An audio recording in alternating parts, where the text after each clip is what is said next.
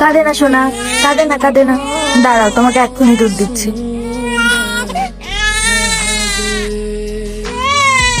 খেয়ে নাও, খেয়ে নাও। কাঁদে না, কাঁদে না। মনে হয় তোমার বাবা চলে এসছে। চল, এই তো বাবা চলে এসছে। বাবা চলে এসছে, যাও বাবার কাছে যাও। সরো না সামনে থেকে, অফিস থেকে এসছেন, ক্লান্ত আছি।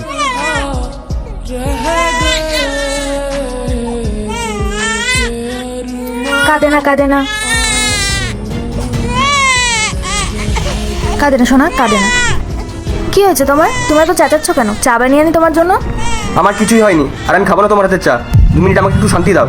আরে তোমার কি হয়েছে? তুমি এত চেঁচাচ্ছ কেন? আরে হাত জোর করছি তোমার সামনে আমি। এই ঘরে একটু শান্তি পাওয়া যাবে? অফিসে গেলে বসের কথা শোনো, বাড়িতে আসলে তোমার কথা শোনো। খিট খিট খিট খিট, কোথাও শান্তি নেই। আগে এই বাচ্চাটাকে চুপ করাও তো।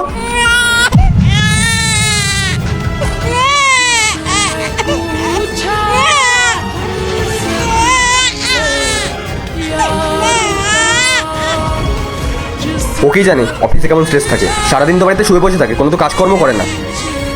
কি বললে তুমি? আমার বাড়িতে কোনো কাজ নেই? আমি সারাদিন শুয়ে বসে থাকি? সব কাজ তোমারই থাকে?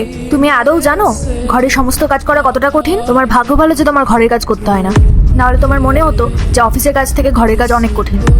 দিনে 24 ঘন্টার মধ্যে 18 ঘন্টা আমি বাড়ির কাজ করি। তার মধ্যে তোমার রান্না করা, বাড়ির সবার জন্য রান্না করা, তার মধ্যে বাচ্চা সামলানো। নিজের জন্য তো সময়ই পাই না আমি। নিজের কথা তো ভুলেই গেছি আমি। তোমার কি? তুমি তো ব্রেকফাস্ট করো, টিফিন নাও, আর অফিসের জন্য বেরিয়ে যাও। কখনো আমার জায়গায় এসে দেখো কতটা কঠিন বাচ্চা সামলানো, তারপর বাড়ির সব কাজ করা। আর তুমি কি বলছিলে তোমাকে অফিসের বসের কথা শুনতে হয়? তোমাকে তো শুধু বসের কথা শুনতে হয়, আর আমাকে বাড়ির সবার কথা শুনতে হয়।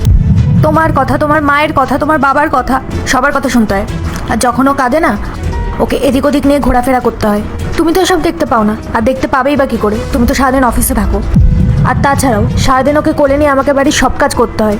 এমনকি আমি যখন খেতে বসি তখন ওকে কোলে নিয়ে দুধ খাওয়াতে খাওয়াতে আমাকে খেতে হয়। আর তুমি তুমি কি বুঝবে?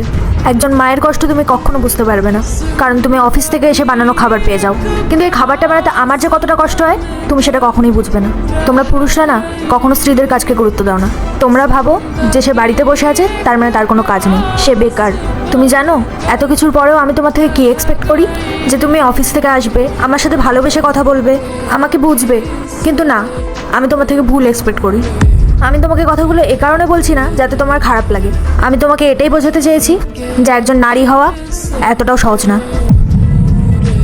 খাবার রেডি আছে, খিদে পেলে বলবে, খাবার বেড়ে দেবো।